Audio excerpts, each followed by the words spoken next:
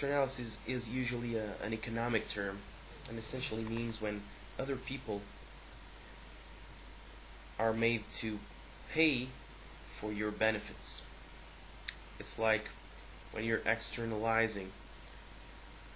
I could put it in an example, like when there's a factory that pollutes a river to produce his products, to make profits, of course. But I get my water all dirty, all polluted, all impossible to drink, impossible to use to cultivate my crops, right? So I'm having to pay for your profits. I'm not getting any share of your profits, am I? So yeah, when you act and you want to be morally acting, you do have to have concerns about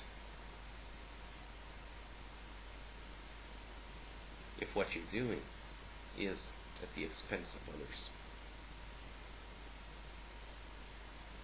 And at least when you have the chance, when you have the choice, because morality is about choice. And this takes me to another cool topic having to do with choice. There's this guy called Shame on Canada or something like that. I think it's Shame on Canada. Probably a nice guy, nothing against him. But yeah, he's just a guy that I'm using to make a point. Because I've been, as everybody knows, I am what can be called a determinist. I see no point in calling myself a compatibilist. I'm a determinist, period. Call me hard,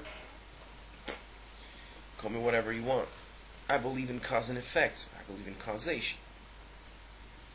I uphold the principle of universal causation. And essentially this means that every event is the result of a series of unbroken chains of cause and effect, which go uninterrupted in the direction of the past. Now, I don't know if the past is eternal or not, or if it had a beginning, like the Big Bang or whatever. And I don't care. What I care is that till someone can explain how a causality works, I don't have any reason to suppose there is such a thing as an acausal behavior. And this is kind of well, peaceful and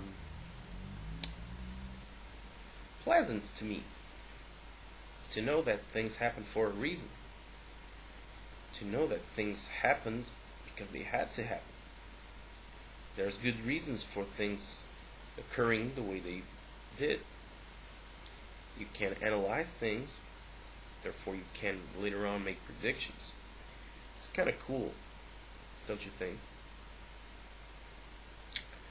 So there was this video of the Foshan, very cool video, and in the comments section people started saying something like, yeah, how can you talk about choice and still uphold determinism and stuff like that?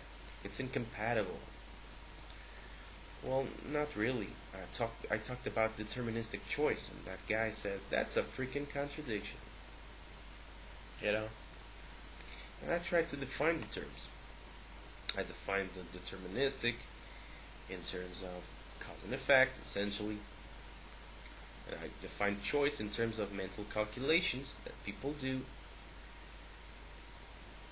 And then he started picking and trying to deconstruct my definition. Of course my definition isn't the ultimate definition, the most optimized definition.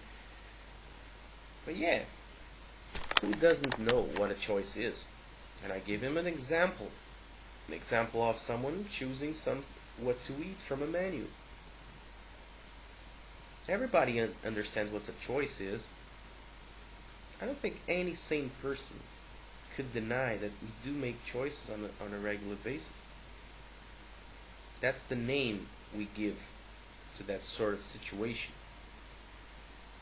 And everybody intuitively understands the difference between that sort of action of deciding what to eat from a list of items on a menu, and the difference between that and doing a math calculation in your head, like how much is 3 times 3. They're both mental calculations, / computations, of course, and that's what our brain does. But everybody understands that doing a math account is not what we call choice. Everybody understands that choosing an item from a list on a menu is a choice. That's a name, that's a convention. Language is a convention on shared meanings. Right? So yeah, when I say deterministic choice, I'm talking about reality here. I'm talking about the mental calculations we do every day, where perhaps we preview the results, we have access to the possible paths, and we pick one. Now, the fact that we are exposed to possible paths and that we are to choose to pick one has nothing to do with the fact that we couldn't have chosen otherwise. That if we chose the way we did, that's because that's the only thing we could do. Okay? And that kind of makes some people very weird, not able to grab the concept. It's a simple concept. Stuff happens the way they're supposed to happen. There's always good reasons for what happens to people in the world, according to the laws of nature. And saying that there's something called choice, that people have agreed to call a choice, and that people totally know what they're talking about when they use the word choice. It's like denying what's out there for everybody to see. We do make mental calculations. We do pick. Our brain picks. And it picks the only way he can. But this doesn't mean he does not pick.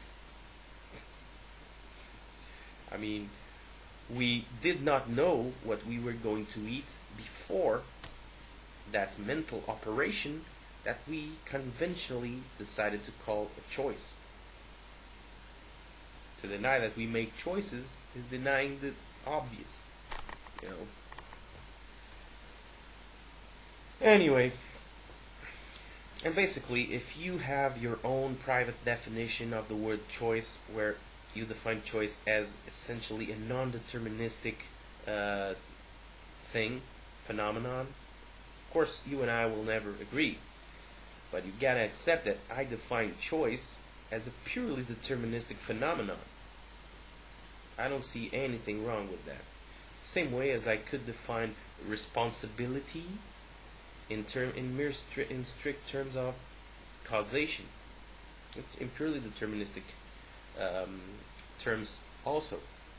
You are responsible if you were the cause of an effect. The immediate cause of an effect or so.